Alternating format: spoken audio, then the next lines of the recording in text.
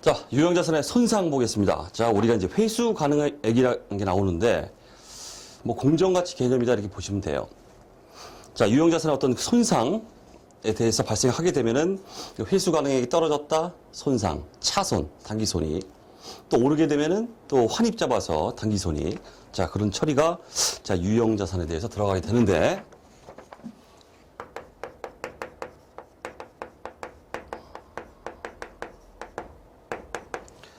자, 회수 가능액이 떨어졌습니다.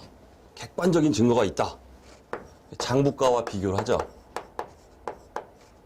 그러니까 장부가보다 떨어진 거예요. 회수 가능액이. 그 차이가 나타나겠죠. 마이너스 자, 회수 가능액. 이 차이가 바로 손상차손이라는 뜻입니다. 손상차손은 단기손익입니다. 자, 그럼 문제가 되는 게 회수 가능액이란 뭐냐? 얘는 뭐냐?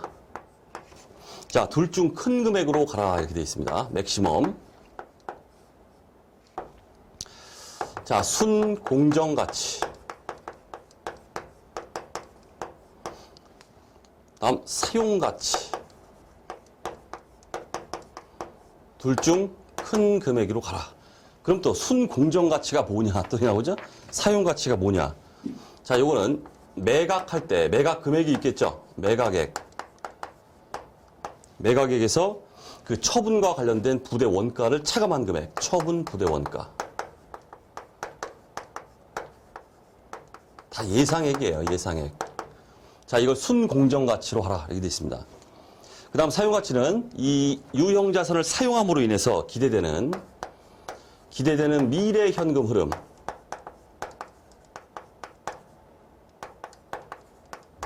미래 현금 흐름의 현재 가치. 현가를 사용가치로 규정하고 있다. 이런 얘기예요. 이게 회수 가능액입니다. 자, 그럼 선생님, 매각원가, 처분부대원가 뭐 자료 주어지고 이거 뭐 현금 흐름 주어지면 현리가치로 돌려가지고 막 이렇게 해야 됩니까? 절대 안 그래요. 우리 시험에서는 이걸 구하라는 게 나오는 게 아니라 순공정가치가 얼마입니다. 사용가치가 얼마입니다. 이게 주어져요. 그럼 여러분들은 어떻게 해야 돼요? 둘 중 큰 금액이 이거다. 이렇게 가는 거예요. 우리 수업용에선. 몰라도 돼요. 혹시 야부리 문제 나올지 모르기 때문에 이건 좀 기억해 두기 좋은데 실제 계산형에서는 딱딱 주어집니다. 이게. 둘 중 큰 금액으로 가면 된다. 그 다음에 우리 야부리 문제에서도 요거 주의하실 거. 객관식에서 회수 가능액이란 순공정가치와 사용가치 중 작은 금액을 의미한다. 이렇게 하면 틀려요. 뭐라고 되어 있습니까? 둘 중 큰 금액이에요. 둘 중 작은 금액이 아닙니다. 자, 주의하시고. 자, 회계 처리.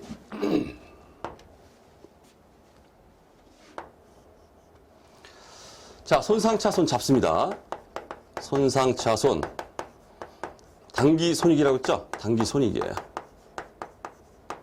잡아주시고, 그 다음, 손상차손 누계액.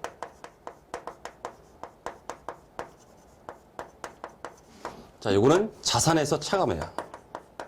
마치 감가상각 누계액이랑 똑같아요.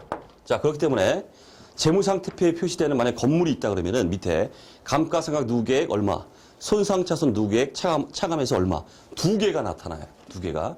그 두 개를 빼준 금액이 장부 금액입니다. 자, 됐죠? 그 다음, 회수 가능액이 회복됐다. 하게 되면은 손상차손 환입을 잡는다. 자, 그럼 환입액은 어떻게 구하느냐? 자, 미리 써드리고 말씀드릴게요. 자, 둘 중 작은 금액으로 가라. 첫 번째, 손상되지 않았을 경우.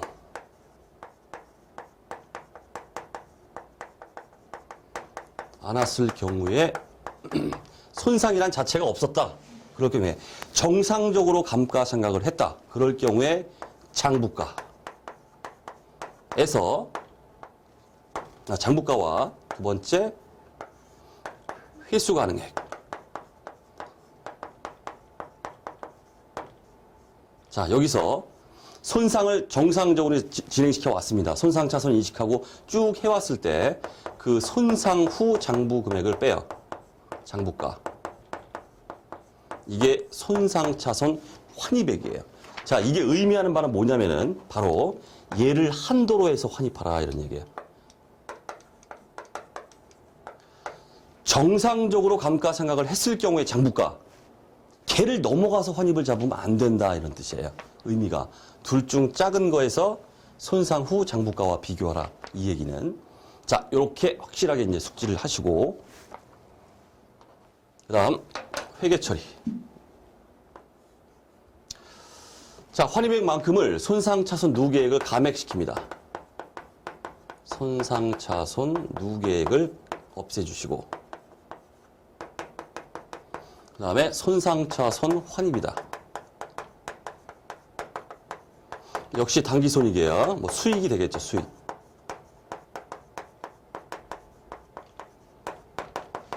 자, 이렇게 처리하도록 되어 있습니다. 끝! 자, 우리는 이제 뭐다? 문제 하나 풀어보면 돼요, 문제 하나. 자, 사례 보겠습니다. 자, 2000X1년 초에 내용연수 10년 잔존가치 없는 기계장치를 1000만 원에 구입하였으며 2000X1년 초 기계장치 1000만 원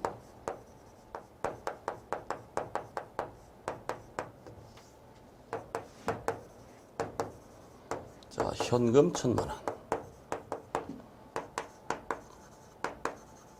자, 해주시고 자, 원가 모형을 적용하여 정액법으로 생각하였다.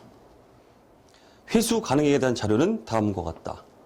자, X 2년 말에 순공정가치는 200만 원, 사용가치는 160입니다. 그러면 2000X 2년 말에 회수 가능액은 얼마예요? 둘 중 큰 금액 200, 200에 동그라미 쳐놓으세요.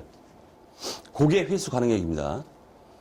그 다음 2000X 4년 말 순공정가치는 700, 사용가치는 800입니다. 자, 둘 중 큰 금액 얼마예요? 800. 거기 동그라미 쳐서 800이 동그라미. 그게 바로 2000X 4년 말에 뭡니까? 회수 가능액. 됐죠? 이렇게 주어진다는 뜻이에요. 그러니까 둘 중 큰 금액으로만 가시면 돼요. 회수 가능액은. 자, X 1년 말. X 2년 말부터 어떤 그 얘기가 나오기 때문에 정상적으로 감가상각이 들어갑니다. 2000X 1년 말. 자, 감가상각 해야죠. 자, 감가상각비. 자, 내용연수가 10년이고 잔존가치가 없었죠. 자, 1000만 원 나누기 얼마? 10년 100만 원 감가상각비. 그 다음 감가상각 누계액 100만 원. 자, 정상적으로 처리를 해 주시고 그 다음 2000X 2년 말 감가상각 먼저 해야 됩니다. 자, 감가상각비 똑같죠? 100만 원. 감가상각 누계액. 자, 100만 원 똑같이 해 주시고. 자, 여기까지. 장부가 얼마입니까? 여기까지. 1000에서 200 빠지면 800이죠? 자, 그런데 회수 가능액이 얼마입니까? 2000X 2년 말 200이라고 그랬죠? 확 떨어졌죠? 800에서 200으로.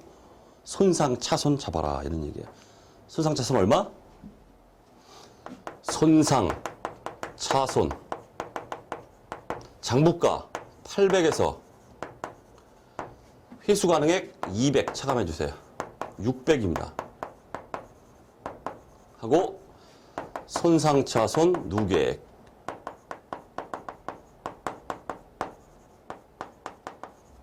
600. 여기까지. 장부가 얼마? 회수 가능액으로 딱 되겠죠? 200. 됐습니다. 아니, 1000에서 100 빼고 100 빼고 600 빼면 200 남잖아요. 그죠? 장부가 200인 상태예요. 자, 다음 연도로 갑니다. 자, 2000X 3년 말. 감가상각 정상적으로 해야죠. 현재 장부가 얼마? 200. 남은 잔존 내용연수 얼마? 2년 지나갔으니까 8년 남았죠. 200 나누기 8년 해줘야 돼요. 감가상각비 200 나누기 8년 25만 원. 감가상각 누계액 25만 원.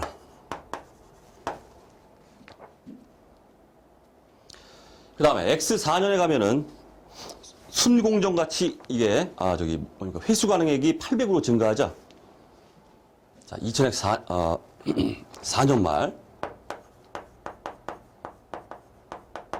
자, 일단 정상적으로 감가상각은 들어가야겠죠. 감가상각비 똑같이 200에 8년 25만 원. 감가상각 누계액 25만 원. 자, 여기까지. 장부가 얼마예요? 장부가 200이었다가 25만 원, 25만 원, 50만 원 빼버리면 150이죠? 150. X4년 말 회수 가능액이 얼마입니까? 800만 원이에요. 확 올라갔죠?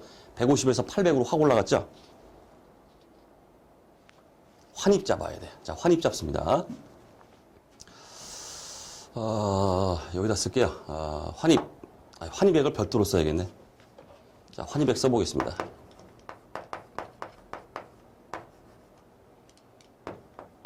자, 환입액. 자, 보시면은, 미니멈. 첫 번째. 손상되지 않았을 경우의 장부가입니다. 얼마예요? 1000만 원 있다가 매년 정상적으로 100만 원씩 몇 년 동안? 4년 동안. X1년, X2년, X3년, X4년 100만 원씩 감가상각을 했을 겁니다. 정상적이었다면. 손상이 없었다면. 그렇기 때문에 100만 원, 100만 원, 100만 원, 400만 원 감가상각 됐겠죠. 손상되지 않았을 경우의 장부가 1000만 원에서 마이너스 정상적인 감가상각 누계액 4년치 400만 원 빼주시면은 손상되지 않았을 경우의 장부가는 600이에요. 얘를 초과할 수 없다 이런 얘기인데. 두 번째, 회수 가능액이 얼마 있습니까? 800.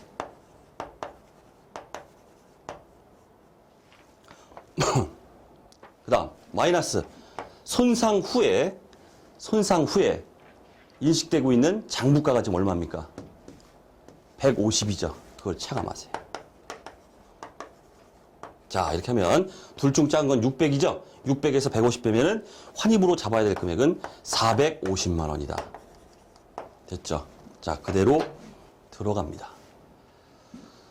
손상차손 누계액 감액시키고 누계액 감액시켜주세요.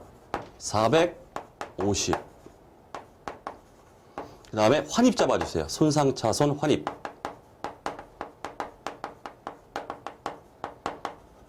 환입 450. 자, 장부가 얼마 돼요, 그럼? 여기까지. 자, 150이었다가 차감하는 450이 없어졌어요. 그럼 얘가 플러스가 되겠죠? 450만큼. 600 딱 된다. 이런 뜻이에요. 장부가가 600이 딱 된다. 자, 그럼 이 상황을 재무상태표에 한번 나타내보자. 이런 얘기예요.